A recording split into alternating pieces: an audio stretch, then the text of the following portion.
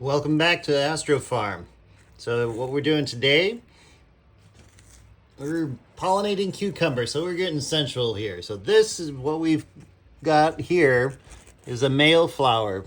So these are monoecious, which means they have both male and female flowers. So you see that's a baby cucumber right there. They're a little shorter on the female flowers. So what we've done is we've taken our paintbrush here, and I'm going to try and zoom in as close as I can.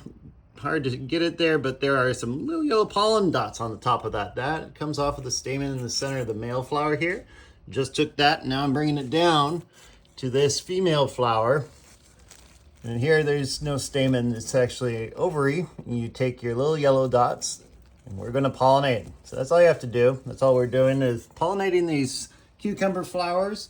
And we've got some great cucumbers starting to form behind these. There's one there, there's one there. So things are moving along. I just am trying to maximize the crop here. They will pollinate a little bit, and a lot of crack key growers have great success not having to do anything other than having those fans moving the air up here, and they help pollinate them. The same for, but slightly different for these tomato plants. Now the tomato plants, these are hermaphroditic, so it means that they are self-pollinating, but they do need a little bit of help. So see, it's, I don't know if you can tell the leaves are rustling. I'm kind of touching it here. You can see things are wiggling around.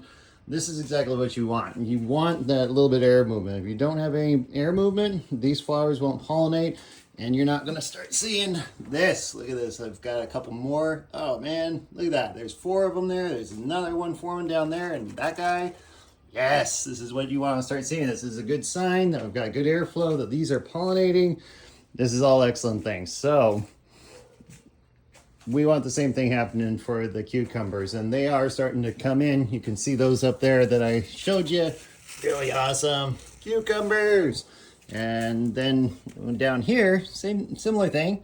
These peppers, they are forming quite a few little groups now. So really excited to see that. Those little flowers turn into that. The lettuce, the chives, the oregano, the basil, the thyme, none of these, or the broccoli, have any of the flowering parts on it, and not what we're going to need to do to pollinate anything or have any movement going. So next task in the Astro Farm today, this is my high EC or electroconductivity water.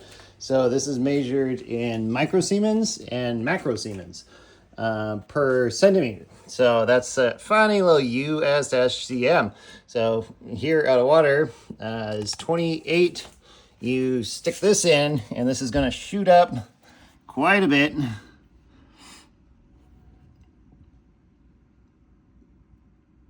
To just under 4,000 here. It wasn't over 4,000. Up there we were over 4.